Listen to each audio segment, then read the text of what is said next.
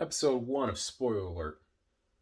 High valueness, being the bag, whatever you want to call it, all that stuff is for undesirable men. Being the bag, being high value, being all sort of kind of stuff, not being elite. That's not what's saying that, but being elite's for you. But being all this other stuff, high value, being the bag, being all this stuff, that's for men who women aren't attracted to. Quite simply that. And it was amazing how not a few months ago, and maybe I should have made this video months ago, but I just didn't know how to really verbalize it in a way that I only can. But for guys who desire to be the bag, for guys who talk about how much of a catch they are, how desired they are, how much high value they are, and all this other kind of stuff, or especially guys who try to bend the definition of high value to have it fit their mediocre lifestyle, even if they have no car, that they're on a bus stop route that runs every 15 minutes during working hours, so they have a mode of transportation and they're still high value, or they live in their mama's house, but they got their own room, and it's the second biggest room in the house, and you can still get in without running into the mama late at night, and you're still high value. Or guys who they don't have a job, but they're on YouTube 8 to 12 hours a day doing live streams. I'm not gonna go into that. Let me shut up. I told people I'm not trying to beef. 2021, we aren't beefing here. But still, you got guys who say they're high value, who basically, look, if you gotta justify how high value you are, you're even worse than the guys who are actually high value and are sought after women because they have nothing else that the women want. They don't have the charisma, not swag. God forbid, no, we aren't doing swag. No swag in this channel. We do not do hood ass, whoopity whoop ass swag on this channel. I know it may be a bit more bland, but my audience is targeted. I know who I want for my audience, and it's not the masses. So if you are watching this video, you are not among the masses. Shout out to you, props to you, and props for not using the phonics, but props for knowing what a copula is and how to use conjugated verbs. All right. So as far as that's concerned, and not saying, some hood ass term in every other sentence. Shout out to you guys. But yeah, high value men, those who are high value, those who can prove themselves to be high value, and those who rely on themselves to be high value. I'm not talking about those who sell high value. Shout out to Kevin Samuels. He's the one who marketed the term. That is his, and if he wants some of my money because I'm using the term high value, then hey, just tell me. I'll write a check. Yeah, I'll write a check. But as far as high valueness goes, being high value is overrated, specifically when it comes to desirability. Because check this out. Being desirable, men who are desirable, men who have charisma, men who have a personality, men who have something that women like that is within them. Not that game was within you stuff, but I mean really within them, something that they worked on. Whatever it is, a personality, whether it is their substance, whether it's their experience through life, or whether it's their just aura, as fake as it sounds. There are guys who are just cool to be around to the point where even other dudes just want to hang around with them. No homo. But even in that case, if you know other dudes like hanging around them, then you definitely know chicks like hanging around them. And these are dudes who, I'm counting these guys as dudes who have their own house or apartment, their own car, or a good means of transportation, not the freaking bus. Maybe I'll give you a subway if you're in a certain city. And they got their own job. So, but these guys who got enough to live on their own and to support themselves, and guys who, here's the key, guys who can get women without being high value. And I mean desirable women. I'm not talking about, the community property tenants. Okay, fine. And maybe they don't strive. Maybe we don't get those kind of women. But nonetheless, we have receipts. We're satisfied with our lives. We have stuff to do on Friday and Saturday nights. Or if we don't have stuff to do, it's because we're so tired of doing stuff during the weekday nights. We get cooked meals, or at the very least, meals brought to us. We don't complain and moan and lament on the internet about these women who don't cooperate. Yet these guys brag about submission. What kind of mess is this? And yet these are the same guys who would damage control and say, "Oh, I'm high value. I'm high value. I'm high value my own way and every day because my mama said I was." Yeah, that's like these mama high value to your mama dozers on the internet. These guys, I already wrote those guys, but the guys who are actual high value, come here. The guys who actually can bring receipts financially and socially with your social clubs. And all right, cool. Shout out to you. And I'm not hating on any of you guys who reach that standard, whether it's a KS standard or some other standard, your own standard, a legitimate standard, not this YouTube standard crap. But to the guys who are high value, ask yourself this. If you didn't have a quarter of those things to your name that you have to your name today, would the same caliber of women, group of women that you have at your arsenal, would they be at your disposal? Would they even look your way?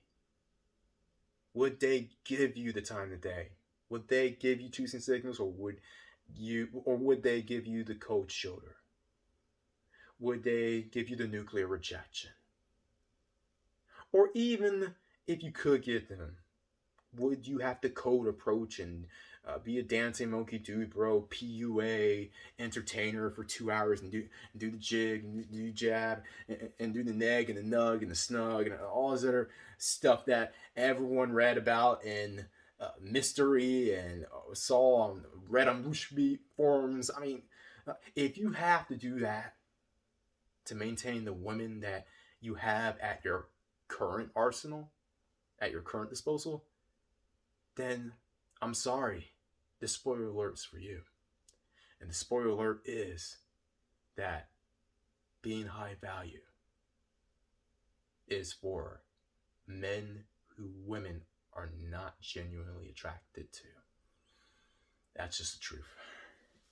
And that's the reason why I personally never really lamented or argued or debate over this high value stuff.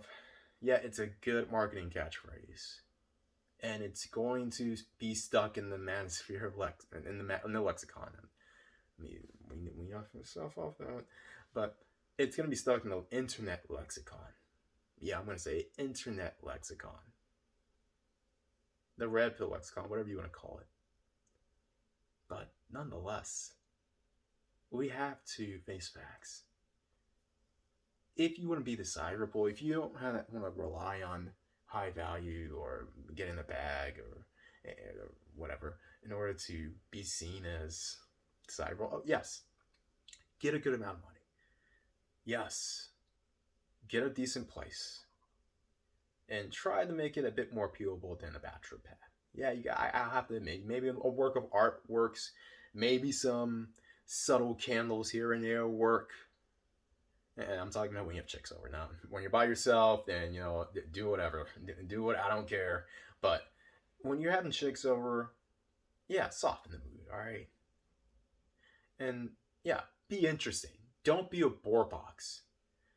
Don't sound as if you have no sort of masculinity. And I'm not talking about hood masculinity. You sound like this. I mean, if you want the daggle, go ahead, yeah, show that kind of masculinity. And even in that case, the daggle is only going to give you but so much cooperation, especially outside the arena known as the bedroom, because we all know how daggle love is. That daggle naggle love is, and it's more of a fight than anything else. But the hate boning. But as far as everyone else is concerned, look, yeah, have some interesting things about you. Have some masculinity about you. Have some authenticity about you. Have some sort of cojones about you. Whether it's more on the black side of masculinity or, like myself, the cul-de-sac side or the surfer dude side of masculinity. As with all the times I've been told that I sound white or I sound like I'm from the burbs, one thing that they couldn't say about me was that I didn't sound like a man.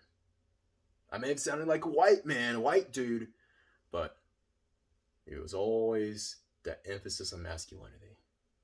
They knew that, oh, you change skin color, you change the race to white or just anything other than black, then it's like, oh, he's normal. He's normal. He's cool. I wouldn't want to mess with him. At least not like that. All right, cool. But that's just the example that I'm putting in when I say bring something to the table more than being high value. As a matter of fact, make her prove that she deserves to have some of your value, to dust off some of your value on her. You gotta make her prove that to you. That's what a real high value man does. And a lot of these guys who say they're high, who running their mouth about high value, or for half these guys are caping, whatever. And the other half, they just don't know that they're high value to the point in which they can make women work for it. Granted, you gotta do something in return. You gotta sometimes take her out, sometimes treat her like a princess, and a lot more than sometimes last more than 5 minutes and rush the bus. Because I know a lot of you PUA guys out there, you guys watch PUA. You're hearing these PUA guys like, I get mine first, and she's just gonna sit there in the bed and do nothing. Don't even get on your phone. Don't do this. Don't do that. Don't be a TikTok. I don't see you in the bed being a TikTok. No one's you want me to kick you out the house. All right, cool. Cool job, PUAs. And particularly the guys who listen to these PUAs. Tell me how that's going for you. But nonetheless, spoiler alert, being high value is only required for men who she finds unattractive, because she's not asking for Brad and Chad to be high value.